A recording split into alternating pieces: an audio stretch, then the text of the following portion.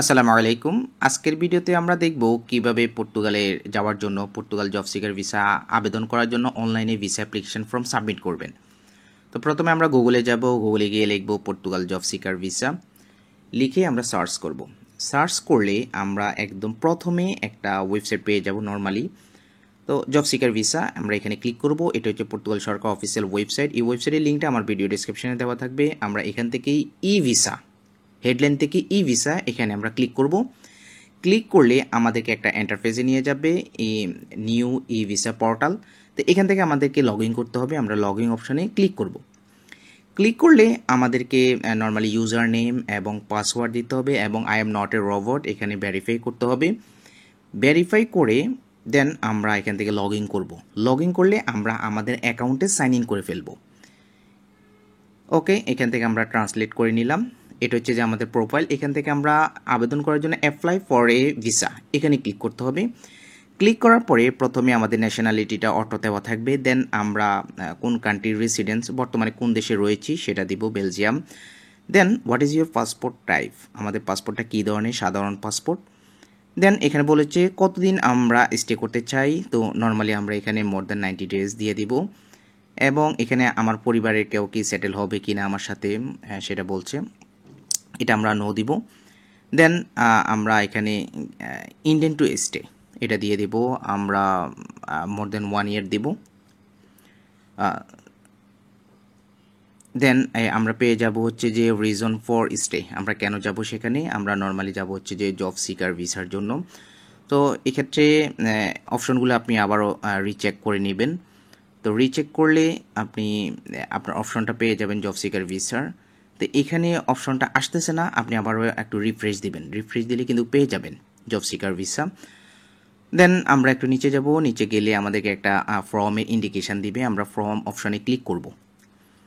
Click করার পরে আমাদেরকে সরাসরি ফর্মে নিয়ে আসবে। এখান থেকে আমাদেরকে বেসিক ইনফরমেশানগুলো দিতে হবে। প্রথমে কনসুলার পোস্ট, এটা হবে বেলজিয়াম। আমরা যেখানে ফাইলটা সাবমিট করতে চাচ্ছি সেখানে সিলেক্ট করতে হবে। দেন আমাদেরকে বেসিক কিছু ইনফরমেশান দিতে হবে, যেমন নিজের নাম, first name, last name, country of origin, হ্যাঁ এই সমস্ত বেসিক তথ্যগুলো দিতে হবে। সেক্স দিতে হবে, ম্যারিটাল স্ট্যাটাস দিতে হবে। দেন এগুলো ফিল আপ করার পর নিচে আপনি দেখতে পাবেন আইডি নাম্বার, আপনি আপনার এনআইডি কার্ডের নাম্বারটা দিতে পারেন। দেওয়ার পরে আমরা নেক্সট অপশনে ক্লিক করব। ক্লিক করার পরে এখানে আমাদেরকে পাসপোর্ট রিলেটেড ইনফরমেশনগুলো দিতে হবে। পাসপোর্ট নাম্বার দিতে হবে, ইস্যু ডেট, এক্সপায়ারি ডেট, কোথায় ইস্যু হয়েছে, এই সমস্ত ইনফরমেশনগুলো নর্মালি আমাদেরকে দিতে হবে। দেওয়ার পরে এখানে সবগুলো অপশন আপনি ভালোভাবে পড়বেন। এখানে আমাদেরকে ভ্যালিড একটা ইমেল দিতে হবে, অ্যাড্রেস দিতে হবে, ফোন নাম্বার দিতে হবে। দেওয়ার পর আমরা নেক্সট অপশনে চলে যাব। তো এক্ষেত্রে আমরা রেসিডেন্সি, আপনি যে কান্ট্রিতে রয়েছেন বর্তমানে সেই কান্ট্রিতে, ধরুন বাংলাদেশের বাইরে রয়েছেন আপনি বেলজিয়ামে রয়েছেন, বেলজিয়ামের রেসিডেন্সি কার্ডের নাম্বারটা দিতে হবে এবং ভ্যালিডিটি কতদিন পর্যন্ত রয়েছে সেটা আমাদেরকে ফিল আপ করতে হবে। দেন আমরা নেক্সট অপশনে যাব। এখান থেকে আমাদের কারেন্ট অকুপেশন, আমাদের বর্তমান পেশাটা দিয়ে দিব। দেন আমাদের এমপ্লয়ি, যেহেতু আমরা স্টুডেন্ট দিচ্ছি সো আমাদের ইউনিভার্সিটি নেমটা দিব। আর যদি আমি জব হোল্ডার হই তাহলে আমি আমার কোম্পানির নামটা দিব। আমি যদি বিজনেস করি আমার প্রতিষ্ঠানের নাম দিব এখানে। দেন আমার সংশ্লিষ্ট অ্যাড্রেসটা দিয়ে দিব। দেন পারপাস অফ ট্রাভেল, এটা অটোমেটেড দেওয়া থাকবে। আমি কেন যাব, মূলত আমি জব সিকার ভিসায় যাব। এবং এখানে এডিশনাল ইনফরমেশন আমরা চালিয়ে দিতে পারি, আদারওয়াইজ না দিলেও নো প্রবলেম। দেন এখানে রয়েছে ডেস্টিনেশনটা পর্তুগাল। এই সমস্ত ইনফরমেশানগুলো নেক্সট অপশানে যাবেন, ভিসা অপশান পেয়ে যাবেন। ভিসা রিলেটেড ইনফরমেশানগুলো দিতে হবে এক্ষেত্রে। দেন আমরা কবে যেতে চাচ্ছি এবং কবে ডিপার্চার করব এই সমস্ত ইনফরমেশান দিতে হবে। আগে যেমন 28 নাম্বার ফিঙ্গারপ্রিন্ট আমার আগে কখনো দিয়েছি কিনা সেনজেন ভিসার জন্য, সেই ইনফরমেশানটা দিব।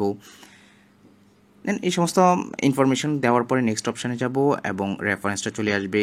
রেফারেন্সটা আমার হচ্ছে অ্যাকোমোডেশনের ইনফরমেশানগুলো দিতে হবে। তো এখানে আমরা ইন্ডিভিজুয়াল দিব। ইন্ডিভিজুয়াল দেওয়ার পরে আমাদের হোটেল বুকিং যদি হয় তাহলে আমরা হোটেল বুকিং রিলেটেড ইনফরমেশনগুলো দিব, name, phone number, address, email, country, এগুলো দিয়ে দিব। দেন আমাদের এখানে কস্ট কাভারেজটা চলে আসবে। এখানে ক্যাশ, ক্রেডিট কার্ড এগুলো দিয়ে দিব। অ্যাপ্লিকেন্ট নিজে এগুলো বিয়ার করবে। আর যদি কেউ স্পন্সর করে তাহলে স্পন্সর অপশনে আপনি ক্লিক করে সেই ডাটাগুলো ফিল আপ করবেন। নর্মালি ইন্ডিভিজুয়াল হলে তাহলে স্পন্সর প্রয়োজন নেই। দেন আমরা নেক্সট অপশনে চলে যাব। এখানে অ্যাটাচমেন্ট, আমাদের ডকুমেন্টসগুলো এখানে আপলোড করতে হবে। কী ডকুমেন্টস আপলোড করতে হবে এখানে সবগুলোর অপশন রয়েছে। প্রথমে আমরা পাসপোর্ট এবং ফটো এগুলো আপলোড করব, দেন এখানে 4টা অপশন পাবো 1 2 3 4। এখানে আমরা মূলত মার্কস করে করে একটা মানে কয়েকটা ডকুমেন্ট একটা পিডিএফ করে দেন এখানে আমরা আপলোড করতে পারি। যেমন রেসিডেন্স রিলেটেডগুলো একসাথে, এয়ার টিকেট, অ্যাকোমোডেশন রিলেটেড সবগুলো একসাথে। দেন এগুলো করার পরে আমরা সাবমিট অপশানে ক্লিক করব। তো সাবমিট অপশানে ক্লিক করলে আমার যত ডকুমেন্টস আমি আপলোড করেছি সবগুলো একটু রিভিউ হবে। রিভিউ হওয়ার পরে ফাইনালি আমাদের এখানে সাবমিট অপশানটা পাবো আমরা। আমরা এখানে সাবমিট ক্লিক করব। তো ক্লিক করলে আমাদের মূলত অ্যাপ্লিকেশানটা সাবমিট হয়ে যাবে এবং এটা ওয়েটিং পিরিয়ড দেখাবে। এই হচ্ছে যে আমাদের অ্যাপ্লিকেশান ফর্মটা। এই অ্যাপ্লিকেশান ফর্মটা কিন্তু আমরা আমাদের ইমেলেও পেয়ে যাব।